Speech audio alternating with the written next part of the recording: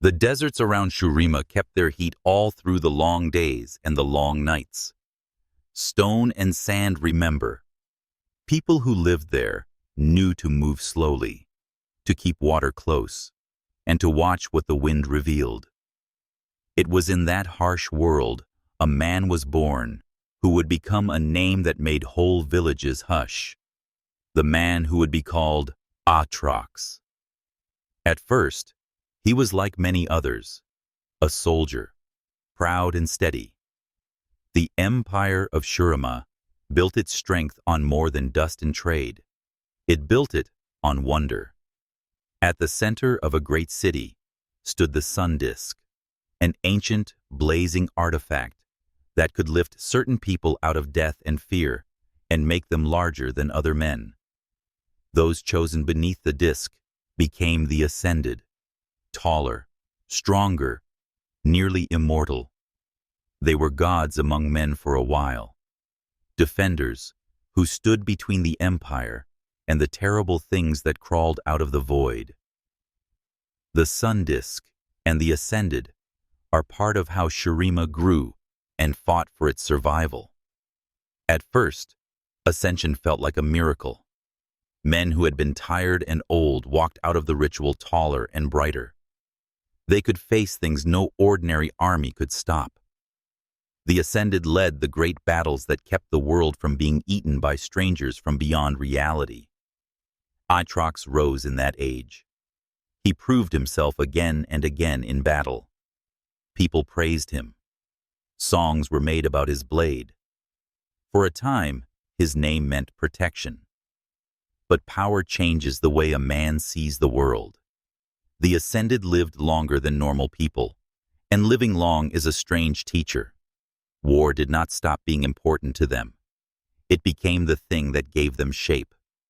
The more they fought, the more their minds settled into the rhythm of violence. Honors and glory began to sound the same as hunger. The bright edge of the sun disk's blessing wears on soft parts of a soul. It sharpens pride until the pride cuts. That slow change settled like dust, almost invisible at first, then a coat over everything the ascended once cared for.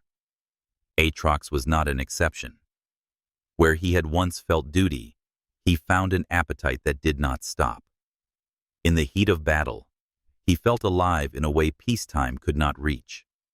Memories of small things, a child's laugh, the way rain smelled on a stone roof, slipped away under the longer rhythms of marching feet and clashing metal.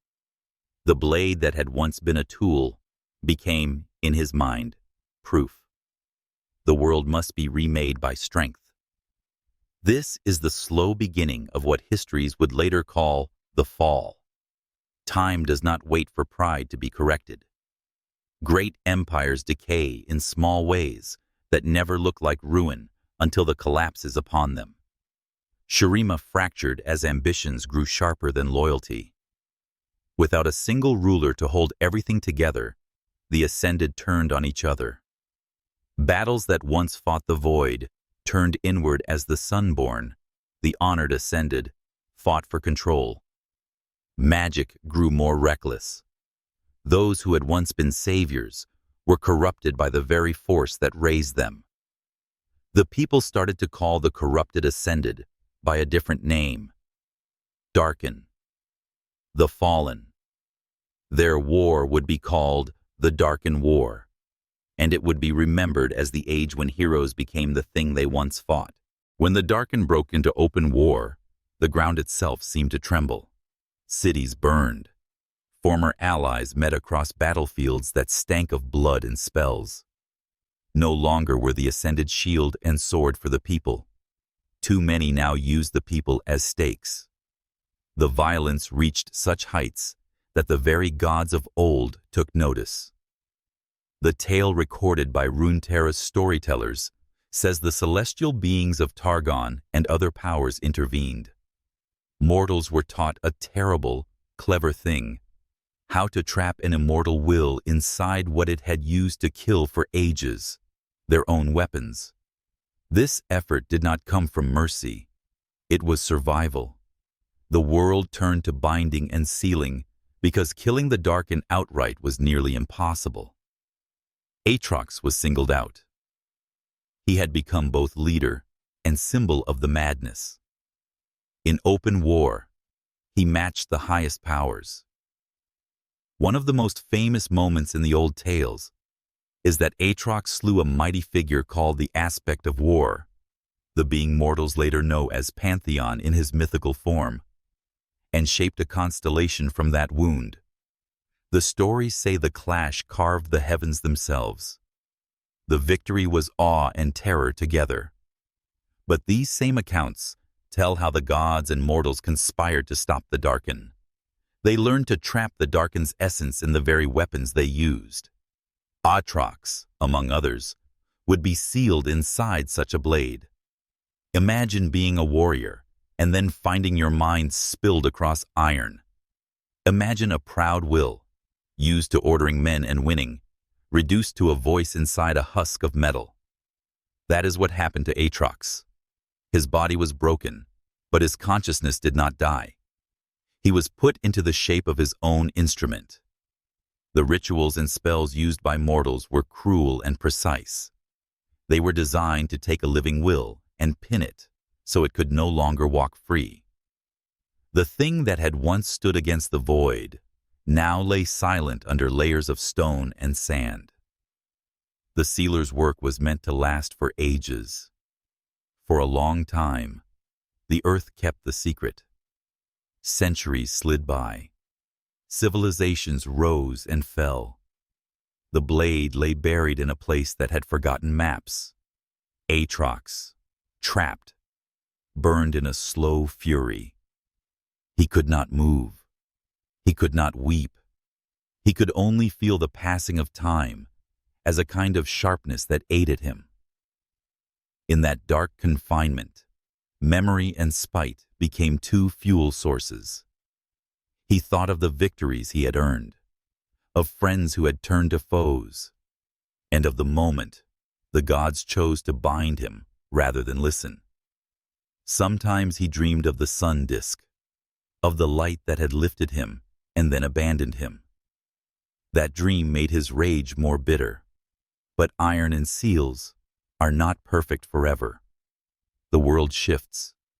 A small quake cracks a tomb. A salt trader's boot scuffs a stone. A new spell weakens an old binding. The stories that tell how Aatrox woke vary in small details, which is typical for legends, but all of them agree on the same hard fact. Someone found the blade, and once a living hand closed on its hilt, Aatrox's voice reached out. The rules of his prison meant he could not move without a host. He needed someone who would lift the sword, who would fall to its charm or fear, who would try to use it and in doing so become a doorway. The first hosts were not gods.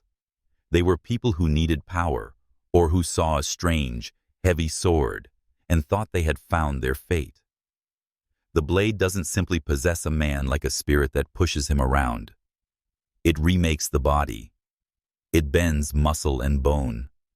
It takes what it can and shapes a shell that better fits the mind inside. Aatrox could not return to his old, ascended body. Not really. But he could approximate it. He leapt from hand to hand across decades and borders, and with each host, he tasted new griefs and new joys that were not his own. Some hosts fought on and won battles. Some were destroyed quickly. The long pattern of death and reformation fed a single, terrible habit. Every life the blade touched became part of the story Aatrox told himself about the world. A narrator reading this should slow when describing the blade's first awakening in flesh. Pause on the astonishment, the sudden cold sweat of the person who picks up a weapon that seems to hum like a hidden heart. Let the listeners hear the first swing, the sound of a sword moving through air that no one else noticed. Then take a breath and let the horror land. The person who thought they had power is not the maker of the story. The blade is writing them. When the first mortal lifted Aatrox's blade after the end of the Great War, he thought it was a gift, a weapon of power, forged in forgotten times, heavy with legend and magic. He did not know it carried a living soul inside it, a godlike being who had walked the world before mortals were even clever enough to count seasons. And when the sword's cold weight pressed into his palm, it did not feel like a gift. It felt like the eyes of the dead staring into him, the weight of countless battles pressing down like mountains. Aatrox stirred inside the steel, his consciousness like fire pressed into ice. The mortal wielded him, unaware, but Aatrox could feel the body's limits immediately, the strain of flesh and bone trying to hold him. He was not as he had been. His true form, tall, monstrous, shining with a terrible grace, could not exist here. His essence spread thin across the host, a shadow of himself, a prisoner in his own legend. For weeks, he tried to assert control. He tested the limits, bending the arms, the spine, the fingers of the host, learning how much he could push before the body screamed in pain. Sometimes he failed. The mortal collapsed under the strain, crying out, unaware of why his muscles refused his will. And when that happened, Aatrox had to retreat, forced to wait until another hand dared lift his weapon, another life to inhabit. Each new host brought new discoveries. Some were brave, some clever, some cowardly, but all were weak compared to the might of Aatrox's memory. He could sense their fear, their hesitation, their hope that they were in control. And it made him laugh, bitter, low, like the echo of iron striking stone. He had once commanded armies. He had once walked under skies filled with banners and fire. And now he was trapped in bodies that could barely lift him. But even in this prison, Aatrox learned patience. He learned how to whisper into the minds of his hosts, how to twist their desires, how to mold them subtly without breaking them. Some he forced into battle, some he allowed to wander, testing their courage, feeding his need for war even while trapped. And always, beneath every act, burned his hatred for the gods who had abandoned him, for the humans who were fragile and fleeting, and for the fate that chained him to these bodies like a leash. He remembered the glory of his first awakening long ago, before the world forgot the war of the Ascended. The battlefield stretched endlessly under a crimson sky, the air heavy with the cries of the dying. His own roar had split mountains. Armies had fallen before him like wheat before a scythe. That memory was a pain now, a cruel reminder of everything lost. And yet, even in this, he could not let go of the fire. War was his blood. Destruction was his song. He was Aatrox, and even a borrowed body could not silence him completely. The hunger never left him. Even when he was trapped in a host who trembled at the sight of a fly, Aatrox felt it gnawing at his soul. It was a need older than any human fear, older than the mountains, older than kingdoms. It was the hunger for battle, for chaos, for the moment when the world bends to the swing of a sword.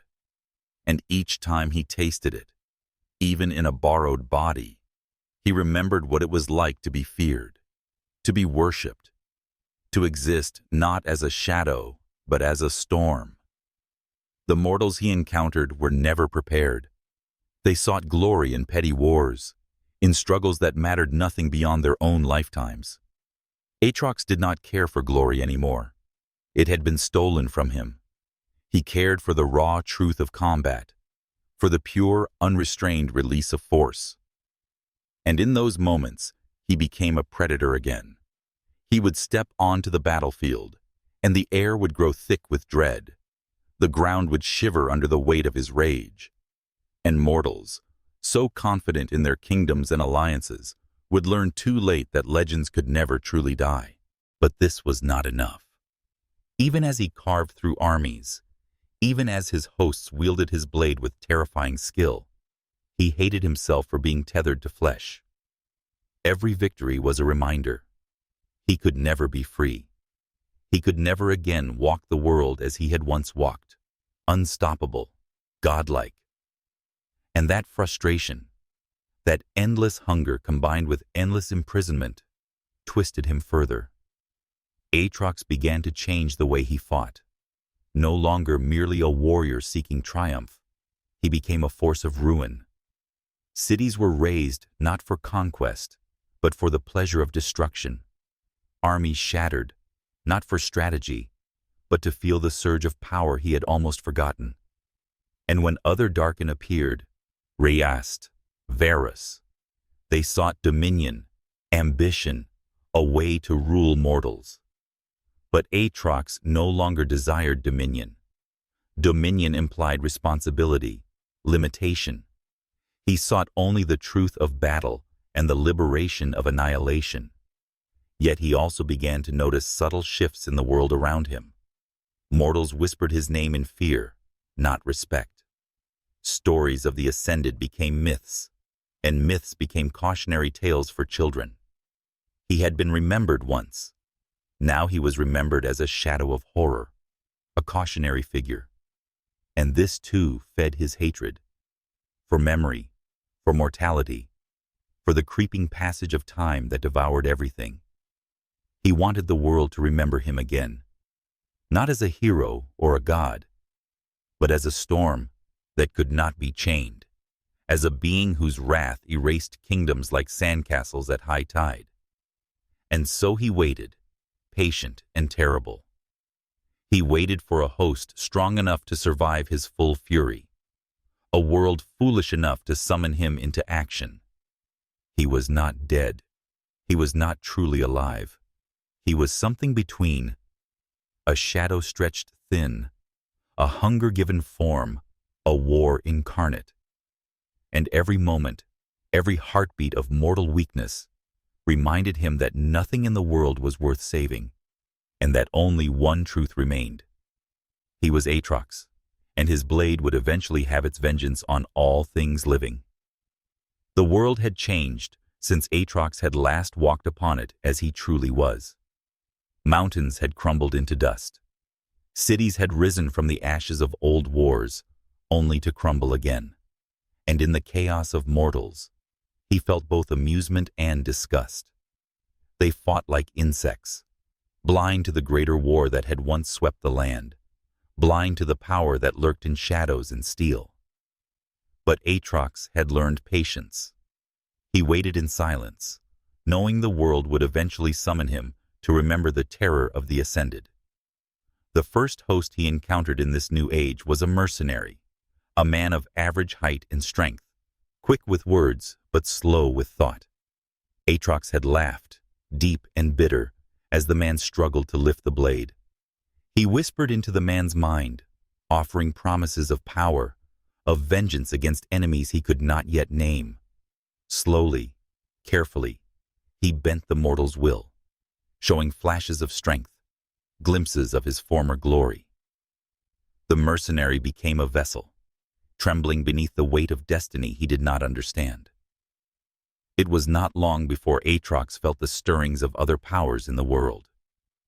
Champions, like the mortals he now inhabited, moved across Runeterra with strength and skill that rivaled the old armies. He observed them from the shadows, noting their victories and their flaws. Some, like the young marksman who carried sorrow and anger like a shield, reminded him of what it was to fight with purpose. Others, warriors of great renown, reminded him only of the endless repetition of bloodshed. And yet, a strange curiosity began to grow within him. Could any of them wield him, or would they break beneath his weight? Aatrox tested them in subtle ways at first. He guided his host into battles that seemed coincidental, but were designed to observe. Cities were threatened by raids, bandits surged into towns, and armies stumbled into his path. Through these orchestrations, he watched how the champions responded, Some hesitated, weighed by morality. Some struck with precision and honor. And some, rare few, burned with something dangerous. The raw potential for rage unbound. A hunger he recognized as kin to his own. One evening, as twilight spilled across a shattered valley, Aatrox felt something he had not felt in centuries. A connection, faint but undeniable. The host he inhabited now, a soldier scarred by too many small wars, trembled at the sight of approaching shadows. But beneath that fear, there was determination. Aatrox fed upon it, molding it into something greater, until the mortal moved with purpose, striking decisively at the creatures that dared challenge them. And in that act, Aatrox realized the truth. Even though he was bound, he could still teach the world to remember fear, to remember him. But patience is a cruel companion, and Aatrox was learning its cost. Centuries had taught him cunning, yet the world was not forgiving. Other Darkins stirred in their slumber, each seeking their own vengeance, each testing the boundaries of mortality. Rumors whispered through Runeterra of warriors wielding forbidden blades, of shadows that moved with unnatural intent. Aatrox sensed them, not as friends, not as enemies yet, but as markers of a world awakening to the power he once held alone. The chessboard was set, and the pieces were moving, but he was not yet ready to strike fully. First, he needed strength, and strength came only through war. Memory was a dangerous thing. For Aatrox, it was both a weapon and a wound. Every battle he had fought, every city he had razed, every scream of terror, echoed endlessly in his mind.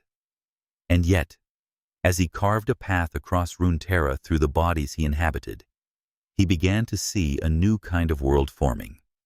A world of fleeting empires, fragile alliances, and mortal arrogance. It made him both angry and intrigued. One night, in a fog-drenched forest, Aatrox tested a village.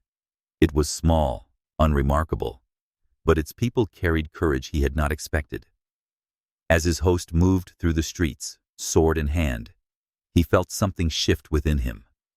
Fear was natural, yes, but courage, even in the weak, was a thing of fascination. He could not destroy completely. The villagers' resistance, their resilience, reminded him of the times he had fought alongside beings who had understood the weight of war. And then, in the deepest shadows of the forest, he saw her, a champion unlike any other, carrying an aura of determination and unyielding spirit.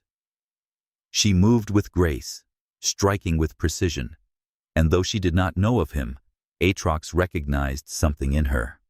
A spark of power, a reflection of the fury he had once commanded. He did not strike immediately. Instead, he observed, letting the moment stretch, feeling the thrill of anticipation that had been absent for centuries. Through these encounters, Aatrox began to understand the world anew. He realized that mortals had grown, that the magic he had known was not as dominant as it once was, and that the landscape of power had shifted. But he also realized something deeper. He had changed. Even as he was bound, even as he inhabited frail bodies, he had begun to adapt, to learn how to bend these limitations to his will. He was not as he once was, but he was far from powerless. Every night, he reflected on the war he had known. Every mountain, every battlefield, every fallen warrior haunted him. And in these memories, a strategy began to form. If he could not immediately reclaim his form, he would reclaim the world in other ways. He would teach fear again. He would mold chaos, influence battles, and show mortals the price of arrogance. And through it all, he nurtured one singular hope, that one day the chains binding him would shatter, and the true storm of Aatrox would rise again. Aatrox, in his true Darkin form, was no longer just a warrior. He was a force of nature. Across Runeterra, whispers told of the Red Titan that walked among mortals, wielding a sword that drank the life of the living. His form towered over any soldier, his eyes burning with a hatred that seemed to pierce the very souls of those who gazed upon him. The wars of the time, now known as the Rune Wars, were already devastating, but Aatrox made them apocalyptic. The Darkin did not fight for kingdoms or for honor. He fought for blood, for destruction, for the thrill of combat itself. Cities fell before his passage, but it was not random slaughter. It was a terrifying precision. His sword, an extension of his being, seemed to carve reality itself. When he struck, time felt to falter, the air shattering with the echo of his rage. Entire battalions could vanish in moments, leaving only the ground scorched and the screams of the survivors lingering. He clashed with champions and generals alike. Among them were heroes of Ionia, Demacia, and even distant Shurima mercenaries, all of whom tried to unite against this unstoppable force. Each duel was legendary, though most accounts were fragmented. Survivors remembered only the shadow of the Darkin, the roar of his sword, and the strange sense that the world itself feared him.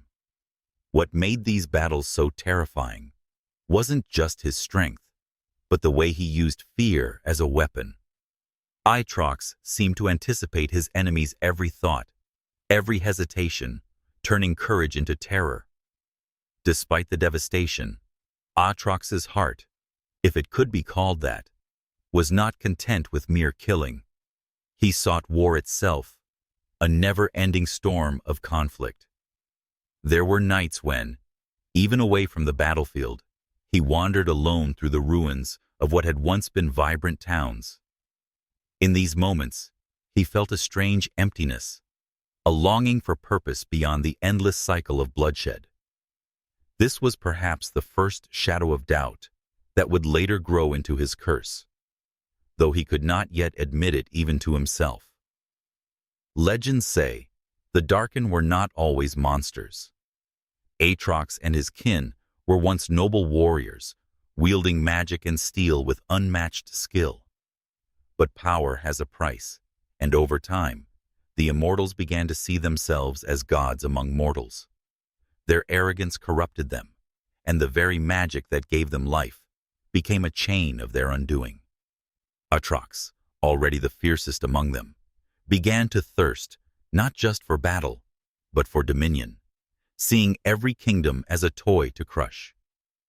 The turning point came during a battle in which the combined forces of Runeterra's greatest armies, humans, Yordles, and the first mages of Ionia, stood against the Darkin. It was not simply a fight of swords and spells, but a clash of ideals. Mortals desperate to survive, Darkin convinced of their divine right to command all life. Aatrox fought with a fury so immense that even the legends struggled to describe it. His blade tore through banners, shields, and bone alike. Yet, the mortals endured. They used strategy, cunning, and sheer desperation to corner the Darkin in a valley that would later be called the Crucible of Shadows. Here, the most powerful sorcerers enacted a plan that had been whispered across the centuries. The Darkin could be sealed, but not killed. Magic bound to the very essence of Aatrox's being was woven into the steel of a sword, and when he fell into the trap, he could not escape. His body was destroyed, but his consciousness endured, trapped within the blade itself, a prisoner of his own rage and arrogance. The valley was scorched and abandoned, a silent testament to the price of defying fate. Even sealed, Aatrox remained dangerous. Those who tried to wield his sword found themselves twisted by his will, their own ambitions warped and corrupted. The sword became a legend, feared and sought in equal measure. Time passed. Kingdoms rose and fell, yet the Darkin's shadow never fully faded. The stories of battles, of fire and blood, became the whispered warnings of elders. Beware the weapon that hungers. Centuries passed. The world moved on. Kingdoms rose and fell, and legends began to fade into whispers. Yet Aatrox, trapped within his blade, remained ever aware. Time was meaningless to him, measured only by the ebb of conflict around him. Though he could not walk the earth, he could sense it. The anger, the fear, the clashing of weapons, all of it fed the fragment of consciousness that remained tethered to the world through the sword. Warriors occasionally found the weapon in forgotten ruins, drawn to it by instinct or greed. Few realized the peril they faced. The moment a hand touched the hilt, the Darkin's essence stirred, subtle at first, a whisper, a flicker of thought. Slowly, the sword began to guide its bearer, twisting their ambitions, urging them toward battle, toward bloodshed. Some gave in completely, their minds consumed. Others resisted and were left broken, haunted by visions of fire and steel. Every encounter spread stories of the sword's curse, ensuring Aatrox's legend grew even as he remained imprisoned. During this time, the mortal world continued to evolve. Ionia became a land of delicate balance, where spiritual harmony clashed with the scars of past wars. Demacia rose, proud and unyielding, valuing honor and law above all. Noxus grew powerful and ruthless, embracing conquest as their birthright. Even in distant Shurima, the echoes of the old empire whispered through the sands. Yet, wherever conflict stirred, Aatrox felt it, and his desire to walk again began to pulse with renewed intensity. This era also saw the rise of mortals who could resist the sword's pull. Heroes and champions emerged, drawn by destiny rather than ambition. Some sought the sword for power, others to destroy it. Each encounter added layers to Aatrox's understanding of the world, deepening his hatred for the fleeting nature of mortals. They lived, died, rebuilt, and forgot, all while he remained trapped, immortal yet bound, a force that could not move but could watch. And slowly, over centuries, he began to learn patience, a cruel patience that would serve him well once he returned. The centuries of silence ended not with a battle, but with an ambition. A mortal, desperate to shift the balance of power in a growing war, found the sword. Unlike others, this one was skilled, intelligent, and stubborn. He did not immediately yield to the whispers, resisting the subtle manipulations that had destroyed so many before him. Yet Aatrox's influence is relentless, and over months, the blade's will seeped into the man, sharpening his mind and hardening his heart. He began to act as the vessel, carrying Aatrox's consciousness like a shadow over his own. When the Darkin finally stirred fully, it was not with a roar, but a cold, calculated surge of power. The sword itself began to glow with a faint crimson light, humming with the heartbeat of the ancient warrior trapped within.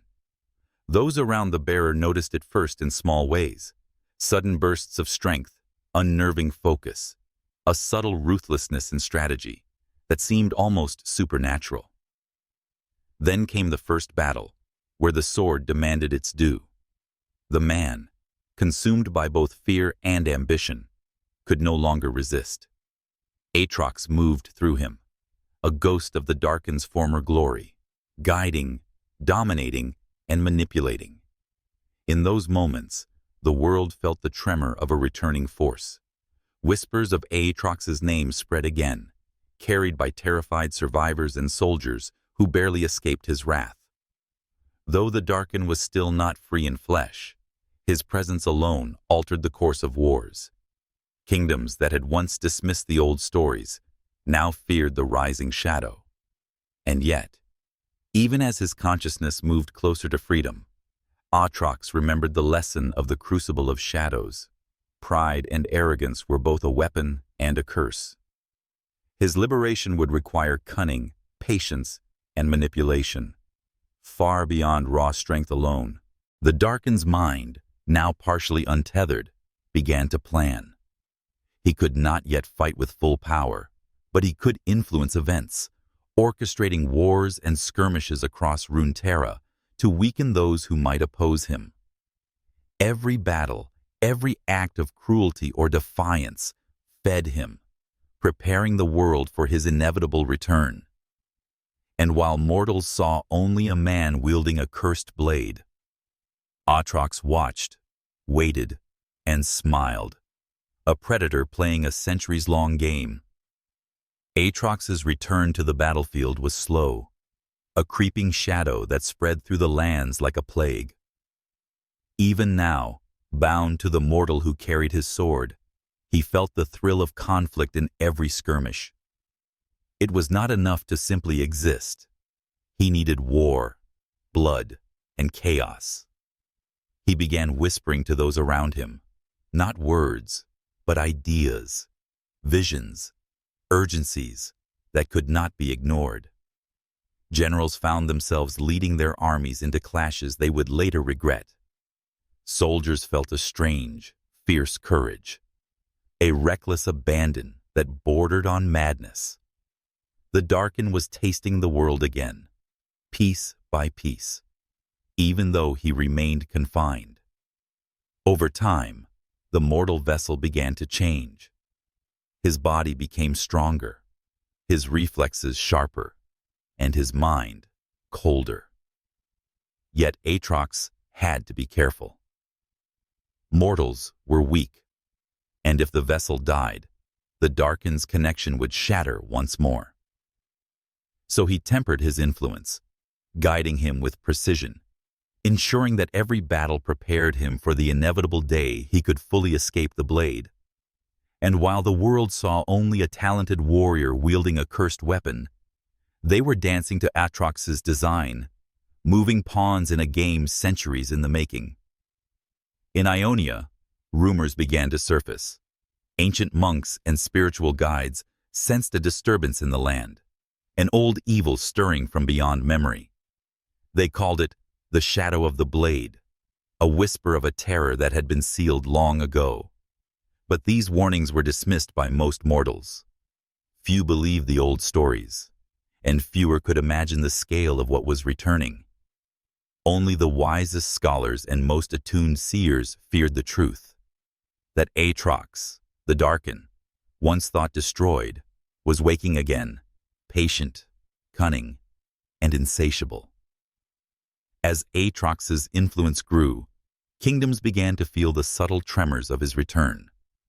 What had once been small, localized conflicts began to grow into larger wars, each one a step closer to chaos.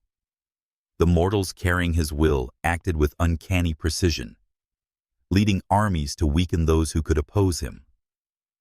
Battles that should have ended in stalemates instead ended in devastating losses for one side, seemingly out of nowhere. Aatrox began to observe these wars closely, learning again what he had forgotten in centuries of slumber. He remembered the mistakes of the past: arrogance, impatience, overconfidence, and he ensured that his mortal agents did not repeat them. Slowly, the Darkin crafted alliances and rivalries, manipulating both sides without ever appearing in person. His touch was everywhere, yet nowhere, a ghost that spread fear and uncertainty. In one particularly tense campaign in northern Ionia, the mortals under his subtle guidance clashed with a coalition of soldiers who had heard the old stories of Aatrox. Though these warriors were well-trained and determined, they were unprepared for the precision and ferocity inspired by the Darkin. Aatrox felt the familiar thrill of battle as he watched from the shadows. The taste of blood, the fear, the desperation. It was intoxicating. He had not walked the earth for centuries, yet now he could orchestrate death and chaos more efficiently than ever before. Yet even as he spread his influence, a small spark of caution lingered. Aatrox remembered what it meant to be bound, and he understood that patience would yield far greater rewards than reckless violence. Every minor victory, every whispered command, brought him closer to the moment when he could finally reclaim his body. And when that day came, the world would feel the full fury of the Darkin for the first time in millennia. The centuries of waiting, manipulating, and feeding on conflict culminated in a singular moment, a battle unlike any Aatrox had orchestrated before. His mortal vessel now bore nearly all of his will, and the sword's glow pulsed brighter than ever. In the middle of a war-torn valley, armies from Ionia and Noxus clashed, both sides drawn into the chaos like prey into a predator's trap. Aatrox could feel every heartbeat, every scream, every drop of blood spilled across the fields. The Darkin's mind, once a silent observer, now burned with anticipation. At the height of the conflict, the sword finally spoke directly through its bearer. Commands flowed from the Darkin, as if they were the vessel's own thoughts, guiding, pushing, and controlling with ruthless precision. Soldiers felt an unnatural fear, some abandoning their posts, others fighting with a desperation they had never known.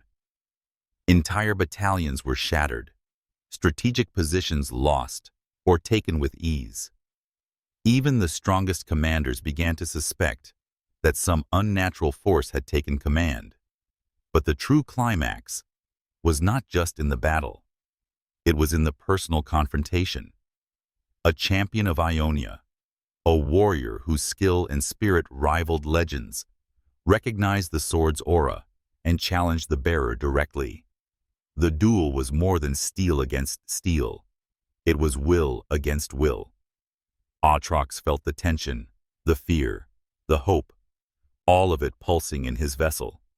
For the first time in centuries, he realized how mortal courage could be as intoxicating as destruction itself. And as the duel reached its peak, a single, decisive strike shattered the illusions that had hidden the Darkin's presence. The blade glowed, red and alive, signaling that the centuries of waiting were nearly over. The final moments of his awakening were not gentle, nor were they swift. As the battlefield erupted around him, Aatrox felt the last remnants of mortal resistance dissolve. The sword's hilt pulsed violently, and then, with a surge that shook the valley, the Darkin broke free from his vessel. His form, terrible and magnificent, rose from the blade's shadow, wings of darkness unfurling, muscles taut and alive with power. Centuries of imprisonment, centuries of silent observation, had led to this singular eruption of fury. The air itself seemed to recoil at his presence. Warriors who survived the earlier battles now fled in terror, whispering his name in disbelief. Aatrox moved with a fluidity that was terrifying. Every swing of his massive sword, a declaration of the strength and hatred he had accumulated over millennia. But even in his rage, there was purpose. He was not chaos incarnate, not yet. His mind, sharpened by centuries of strategy and patience, sought dominion and revenge. Those who had wronged him in ages past, mortals and immortals alike, would pay. And as the dust settled, Aatrox stood at the center of a shattered battlefield, a force both feared and revered. The world now truly understood the Darkin's might, yet they could not fully comprehend the scope of what had been unleashed. In that moment, the centuries of waiting, the whispers through the blade, the manipulation of mortals, all had culminated in the rebirth of a warrior who would not rest until the world itself trembled before him. Aatrox, the last of the Darkin, had returned, and Runeterra would never be the same again.